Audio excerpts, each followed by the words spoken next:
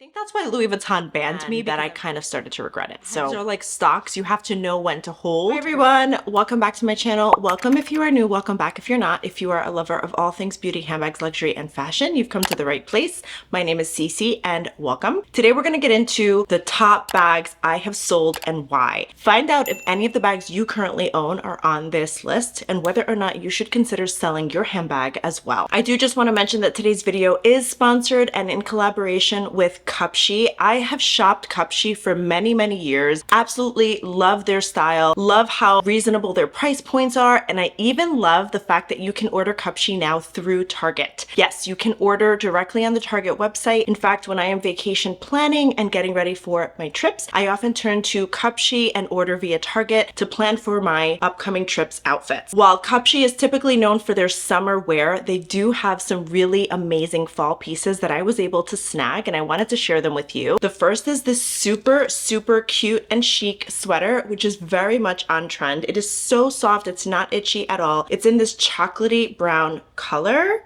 and it's got that bow detail. I just want to take a moment to show you guys.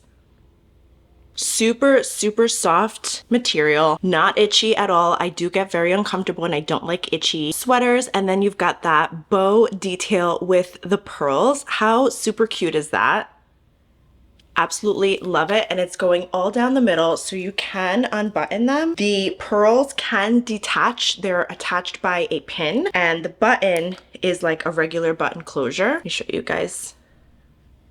So you button it up, you can wear this open or closed. I personally love it closed because I love that detail, that little pearl detail. Let me actually try it on for you guys and show you what it looks like. And I will absolutely be wearing this in one of my upcoming either vlogs or videos. Let me just try it on for you guys. How super cute! Oh my gosh. The brown is just so perfect. I did size up with this because I wanted more of a looser, comfortable fit. I'm just looking at myself in the camera. But look how cute! If it wasn't so hot in my office, I would keep this on for the rest of the video. But it is a little hot, so I'm going to just show you guys really quick. Look how super cute. Love it paired with jeans, even with what I'm wearing today. I love the fact that the bows are kind of like loose. They're not like stuck. They kind of wiggle around. I think that's kind of the appeal to me. It looks so cute. But I love this sweater. I'm going to be wearing this nonstop on repeat. So cute. I love the chocolate brown color. It's got a little fuzz to it. How adorable. So chic. Absolutely love this sweater. I will include a link for you guys down below along with the discount code so you can score a major discount with Cupshi ordering directly through my link and with my discount code. And then I'm going to show you the other sweater. How cute is this with the little rose detail? I thought this would be super cute with jeans as well. Again, these are casual, but they elevate your style and your look. So it's perfect for those upcoming fall and winter months that are chilly and cold and you just want to be cozy but cute. How cute with a pair of Uggs, a nice pair of jeans. I absolutely adore it, and the price point is so reasonable. And it's got the rose detail going down the sleeve. Super cute. I may have to try this one on for you guys too. Just gonna throw this one on. I feel like now that we're getting into the cooler months, I just want to shop for like cozy, warm things to prep for the cooler months. And what I love about this again is that it keeps you warm, but you don't have to sacrifice looking cute. I sized up with this as well because I wanted a looser fit, which you can tell it's like a little baggier. But how super cute is this? So cozy. I can't wait to wear this with my Uggs and my jeans. I absolutely love it. Look how cute.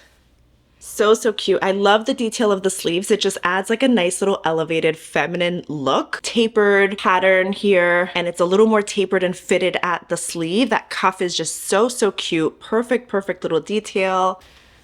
How cute is this? Oh, my flowers are there, so I don't want to bump into my flowers, but super cute. I might keep this on. If I get hot, I will take it off, but I'm going to keep it on for now. In today's video, we're going to talk about the bags that I've let go and why. There are quite a few bags in my collection that I no longer own, and I have unfortunately made the decision to let them go. Fashionphile is typically my #1 stop and top choice for reselling my bags. The process with them is so seamless and easy. You literally take pictures of multiple angles of your bag, upload it to the app, and they will quote you within 24 hours, and then you can decide whether or not you agree with their quote and want to take it and sell it. I believe they offer pickup service at your door. You can ship the items or you can drop them off to a participating local Neiman Marcus store. I've done that as well. I typically like to drop them off at Neiman Marcus because I like to just know that they are going in the right hands. I get my receipt, I know that it's being shipped, and I don't have to be bothered with finding a box and packaging the items. So I tend to opt for that option. They really do make the process so easy, and you can choose to receive whether you want a direct deposit payout in your bank account, whether you want a paper check, or if you want to use it towards either Neiman Marcus or Fashion File store credit. You typically get, I want to say, 10% more if you opt for the option of store credit with either Fashion File or Neiman Marcus, which you can put towards a new purchase. I did that with my Bottega Veneta small hot bag in the black leather, and I was able to trade something in essentially for the hot bag, and I was able to add that 10% additional credit towards my new purchase. Now, if you decide you want to just sell the item and receive your payment, you typically receive payment, I want to say via direct deposit within a few days. It's very, very quick. It's a great option if you want to let go of some items. The only thing I will say is with Fashion File, sometimes you can get more if you sell it outright on your own, either through eBay or through Instagram or otherwise, but I do like having the peace of mind. I will say I did sell one of my bags that I'm going to list here in today's video via eBay, and I got a little bit of pushback. So I'm going to walk you guys through that story. Like, I sold the bag and the girl literally came back, or the person literally came back and said there was glitter on the bag and wanted their money back. And then you always worry that you're not going to get the item back. For peace of mind, I like going through websites like Fashion File or The RealReal because I know they're going to authenticate the bag and they will deal with that headache of having to deal with the buyer. I just want that peace of mind. But if you're okay with dealing with the buyer, then you can certainly go on your own and you are able to get a higher option. I will also include the details down below of someone I personally used more recently who is an independent reseller who was absolutely wonderful. I'll include her page down below, and I was able to get a little bit more than I would. She was fantastic. The only downside is if a buyer decides to go on a payment plan, it will delay how long you receive your payout, but you still get more than you normally would. So before we get into it, depending on where you are and where you live, grab a coffee, grab a drink, grab a snack. We're gonna go ahead and get right into today's video. I've got my iced coffee. This is my second cup of coffee of the day. Boy, I need it. Let me know if you guys want like a little chit chat, catch up. I recently quit my corporate job. Let me know if you guys want a life update on that and I can film that separately. Comment down below. I've got my list here because I can't remember off the top of my head which bags I sold, but we're gonna get into it in no particular order of when I bought and consigned or sold the items, but we're gonna go one by one. The one bag that I sold, which was that eBay story that I was telling you guys about, was my Louis Vuitton Bumbag. Now, when the Bumbag came out, I went like on a little bit of a Louis Vuitton kick in 2020 during the height of the pandemic. I was working corporate finance and I unfortunately had to go into the office and be physically present and available pretty much every day during the pandemic. I had to go in. It was a very, very, very stressful time for me. I was putting in an exorbitant amount of hours, and as you know, like most of us, we couldn't shop. We couldn't go anywhere other than online shopping. So I took to shopping online and I went on a little bit of a binge with Louis Vuitton. I don't know why. I don't know what possessed me during that time, why I wanted Louis Vuitton so bad. I bought the Bumbag. It was such a fan favorite. It was a great bag for me at the time. I remember visiting family in Florida in 2021 and bringing the bag with me for a day trip to Disney, and it was actually a perfect mom bag, especially for settings like that when you're doing a day trip and doing a lot of walking and you're out with your family. It's just a cute, cute bag, and I actually did wear it like the true classic fanny pack style, but you could also wear it crossbody, which was really cute. I think I just outgrew it after the pandemic, sometime in like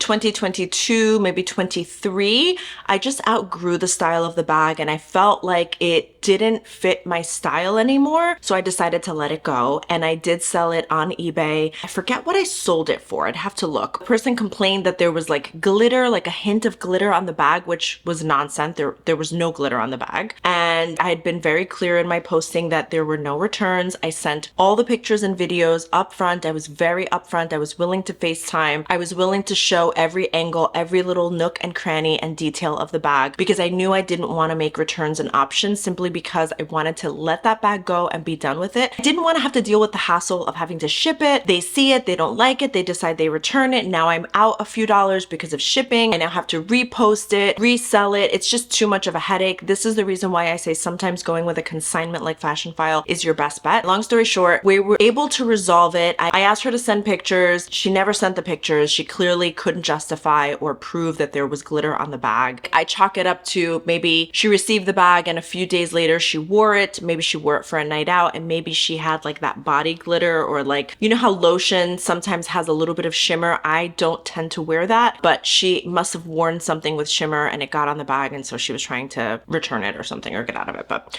I don't know. Speculation. So the Bumbag was one that I let go. Do I regret it? I don't think so. It's a really cute bag and one that I will admire from afar. It's just not for me. If I were to consider another bag with a similar style that is perfect for like a day trip to Disney, I would opt for maybe a Chanel backpack or a different style. I honestly use my Lululemon fanny pack and I love that thing. I think it's so functional. The price point is amazing. It's vinyl. It's reasonable. If God forbid it gets dirty or something spills on it, it's $38 versus having the Louis Vuitton with the vachetta leather and having to worry about it getting stained. If you get caught in the rain, you're with your kids and something spills. I just felt like for me, it wasn't practical as a mom to have that bag for what I wanted it. Would I consider another bag like that? Yes. Would I consider a different style fanny pack, perhaps a Chanel or something that I don't have to worry about vachetta leather? Yes, I would. But for now, I'm gonna admire the Bumbag from afar and I'm fine with it. The next one, and this one is more recent, this was one that I did let go with the reseller that I am mentioning, Gucci Dionysus. Now, I bought this bag from the boutique in Gucci in person many years ago. I think I owned this bag for probably, I don't know, 7 years or so. I think I bought the bag sometime in either 2018 or 2019. It was pre-pandemic. I was with my best friend. I was at the Neiman Marcus Gucci store and I had connected really well with the sales associate there. There were 2 sales associates who were absolutely lovely. I saw the bag on the shelf and I remember the SA telling me that their manager had the bag and it looked amazing paired with a pair of jeans out at a barbecue with a white t-shirt. It was just casual but funky and edgy and beautiful and I love that bag. I will always love that bag. I will always admire it from afar, but it just wasn't for me. I found that I wasn't really reaching for the bag and I think one of the primary reasons is because it wasn't able to be worn crossbody. It was a little too big for that in my honest opinion. It's more of a shoulder bag. It's not a top handle, it's a shoulder bag and personally I am not always a shoulder bag kind of girl. I tend to be either top handle or crossbody. Not to say that I don't love a good shoulder bag. I do have my classic flap, which again I never wear, but I will never let go of that bag. She is a shoulder bag and that's okay. But for this bag, for the price point and the fact that it was just sitting there collecting dust, it had been years since I reached for that bag. I can't even tell you the last time I reached for it. So it was time to let her go. I'm happy I made that decision. Of course, I lost money. I think I was able to get not even 50% of what the bag cost, maybe a third of what the bag cost, but it's still money I'm getting back in my pocket rather than it sitting on a shelf just withering away. The next one is the Bottega Veneta Arco tote. The Bottega Veneta Arco tote, I had seen it originally on Meghan Markle and I absolutely loved it. And she used it for travel. It looked more of like an elevated, sophisticated sort of executive level travel bag. While the leather and the quality of that bag is phenomenal, we all know Bottega Veneta does not hold its value. You're better off getting it on the pre-loved market whenever possible.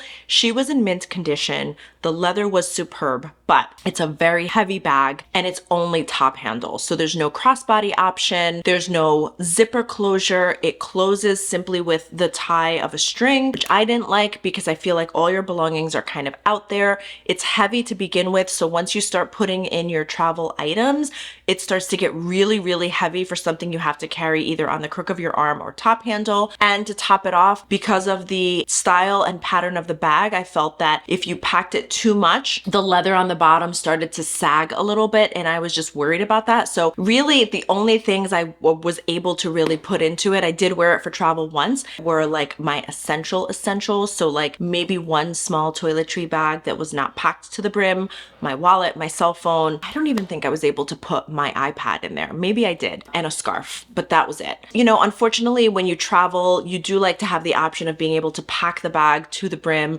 having that zipper closure for added security, and making sure that you can easily slide it underneath the seat in front of you when you're on the aircraft without fear of everything spilling over and falling. So for that reason, I decided to let it go. I have no regrets.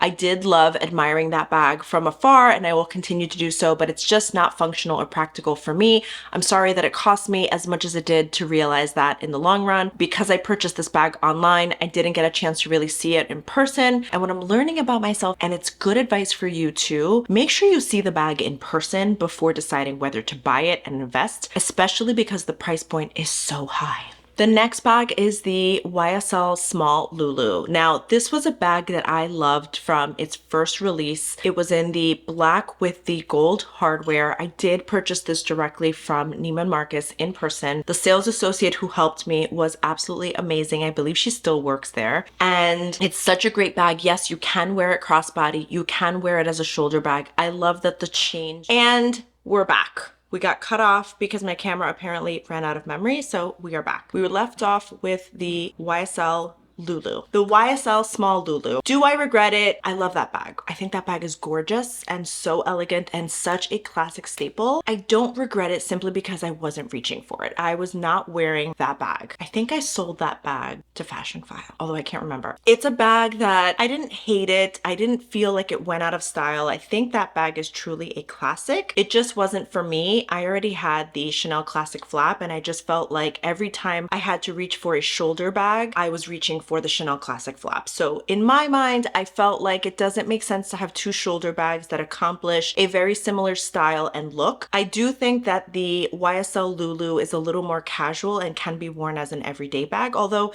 the Chanel Classic Flap in many cases is worn as an everyday bag as well. I tend to find it a little more dressy, so I don't reach for it every day and I don't wear it as my everyday bag, but you can. If I didn't have the Chanel Classic Flap, I would probably reconsider holding on to it. I just feel like I didn't need two shoulder bags that were black leather that had a chain strap. That's just me. The next one is going to be the Alma, and there's two of them. I had the Alma BB, which I purchased again during that craze in 2020 in the height of the pandemic online. I had it in the Damier Ebene. I loved it. I felt like she was so cute, and I think I get excited just thinking about the Alma BB, but for me, I just wasn't sure that it was a trendy bag. I felt like it was gonna lose its hype. I loved the fact that it came with a crossbody option, but I just hated the fact that it like stuck out. I didn't like how it looked. I preferred it as a top handle bag. I still think that that bag is super, super cute. Would I reconsider it? Maybe. It's not a bag I love enough to want to say, let me jump on it and buy it right away, but it is a bag that I loved while I had her, and I will certainly admire her from afar. I believe I let it go to Fashion File and I ended up just parting ways, but I do still admire her from afar, and I think she's super, super cute. The other one is the Alma Vernis PM Amarante. I adored this bag. I first saw this bag on The Real Housewives of New Jersey, worn by Teresa Giudice, and I just loved it. I thought it was such a cool bag. I loved that wine burgundy color. I loved the sheen of the vernis leather. I adored that bag, and I did wear that bag for a while, and then I felt like the vernis leather was no longer in style. I wasn't reaching for her. At one point, she started to collect dust, like literally started to collect dust, because I had her on display in my display closet. I didn't store her in the dust bag at the time. She was very much a top handle bag. There was no shoulder or crossbody option. And as much as I loved that bag, I just felt like she wasn't classic. I felt like the vernis leather went out of style. I still admire that bag from afar as well, and I think she's beautiful, but just vernis leather for me, it just doesn't feel like a classic. I feel like I need like a leather bag. The next one, and this was my first designer piece, with the exception of the one my mom gifted me. This was another gifted bag, one of my first designer pieces.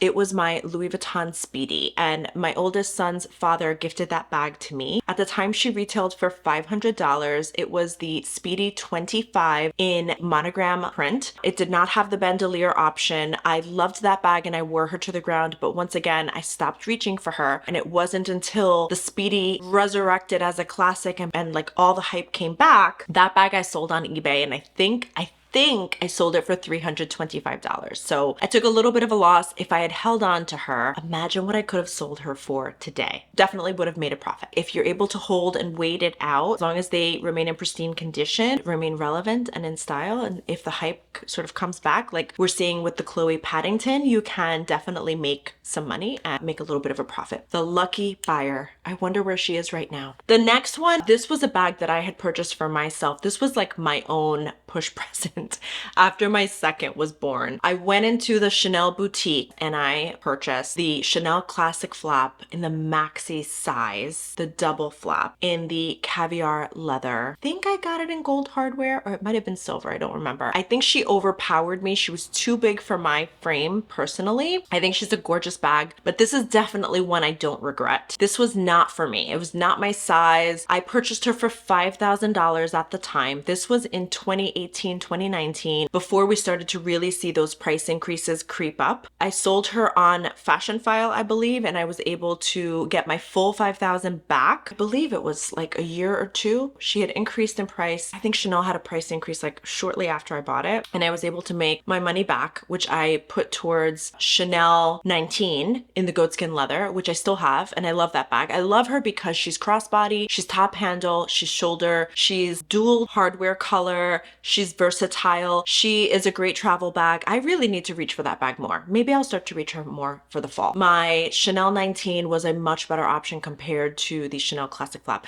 I've thought about letting the Chanel 19 go. In fact, I almost did earlier this year, but I'm gonna hold on to her because I think that she will continue to appreciate in value, and I think that in 5 or 10 years I will be able to make a profit. But for now, I'm going to keep her and wear her and just adore her. The next one, and then we'll get into some like walks and maybe some wallets, and this one I do regret. This one I often wonder if I should rebuy her. I kind of feel that way about the Alma BB sometimes because I think she's so cute with like a pair of jeans, but then I have my Nano Speedy and I feel like it accomplishes the same thing. But the Neo Noe in the Rose Poudre with the monogram print, loved that bag. It's a bucket style bag. I look at pictures of me wearing that bag and I look back to say 2020, 2021. Again, I bought it during that height of pandemic craze because I was making so many purchases in 2020. It became questionable. Talk about that in a separate video where they banned me and I was not able to make a purchase from Louis Vuitton for a minimum of 3 years. I got a letter from corporate and everything. Let me know if you guys want me to talk about that in a separate video. But Neo Noe, I did let go to Fashion File, I believe. I do miss that bag and I've often thought about repurchasing her. I just don't know if she fits my aesthetic and my style today. I feel like my aesthetic and my style is more Miu Miu and less Louis, but I do still love a lot of Louis pieces. I've thought about investing in the Keep All, but I want to definitely get a vintage version, pre-loved. One that's a little more worn in and loved so that I don't have to worry about babying her and it getting scuffed up or dirty. I would love one that's already got bumps and bruises on her so that I will enjoy wearing her for travel a little bit more. For now, I think about the Neo Noe. I don't know. What do you guys think? I did also let go of the YSL Lulu 5 A7. I remember when I bought that bag, I absolutely loved her. I ended up getting her in Florida. I had to have her. I had seen her on Olivia Amato. I'm always being influenced by seeing other influencers, celebrities wearing these bags. And I know that in some cases they're like sent these bags for free. It's all part of the marketing ploy, but it works. I'm such a sucker. But I saw her on Olivia Amato. I think Olivia Amato had the YSL Lulu 5 A7 in multiple colors. She would wear it as a shoulder bag. I thought it was so cute, so trendy, so fun. I ended up getting it and then I hated it because it didn't close on the top. The buckle scratched the leather on the front. It would topple over and things would fall out. It was impractical. You could only wear it as a shoulder bag or a top handle. It was uncomfortable. It would often fall off my shoulder. It just wasn't for me. I loved her in pictures. I loved the way that she looked with outfits, but I didn't like her in real life. And the reality of it is when I purchase my bags, I want to enjoy them and I want them to be practical and make sense. And I want them to be really worn in and loved and, you know, be able to accomplish what its intention is for, which is to really carry my belongings safely, securely with a little arm candy. But the Le 5A7 was not it. So I had to let her go. The next one also, and Linda, if you're watching, you're going to be surprised, but I recently let go of my Chanel Walk, the beige with the silver hardware.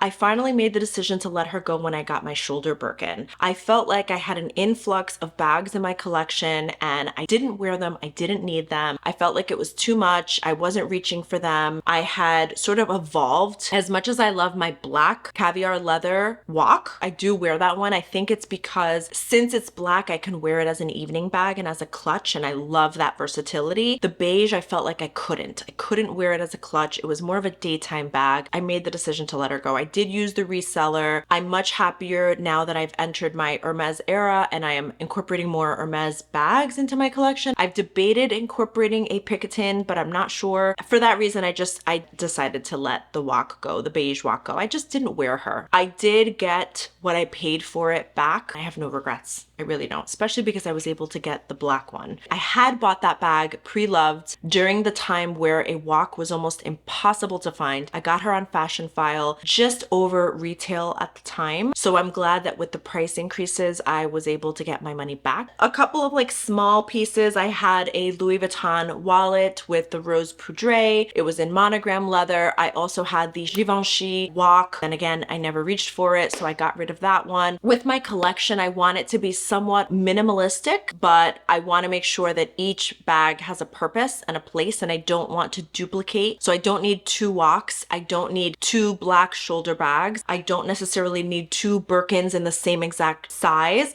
I think if I were to incorporate another Birkin, it would definitely be in a different size, either larger, more worn in vintage, or perhaps smaller, perhaps the 25. Although now that I have the shoulder Birkin, I debate whether I need the 25 because the 29 shoulder Birkin is just such a great size. So I feel like I don't want two of each thing, because what ends up happening is when I'm choosing my handbag, I end up narrowing it down to those two options if I want to wear a shoulder bag, and then there's always going to be one that I reach for over the other, and then the other one's just going to sit there. So I'd rather take that money and purchase something else that's more versatile that I don't have in my collection. Although I did do this with my St. Louis tote. I do have it in white and black, and I don't know that I need two of them, but in my mind I justify it because the white I wear in the summer and I take with me on vacation, the black I wear more in the winter and the fall months, and I bring that with me more for like work stuff. So that's my justification there, but that's really the only exception. I hope you guys enjoyed this video. Thank you guys for sticking it out. Don't forget to hit that like and subscribe button down below. Shoot me a comment as well. Let me know what your thoughts were on this video. Was it helpful? Did you like it? Were there any bags that surprised you, or bags that you think I should have held on to? Did I make any bad choices here? Let me know. Say hello. I always love hearing from you guys. All right, guys, until next time, thank you guys so much for watching.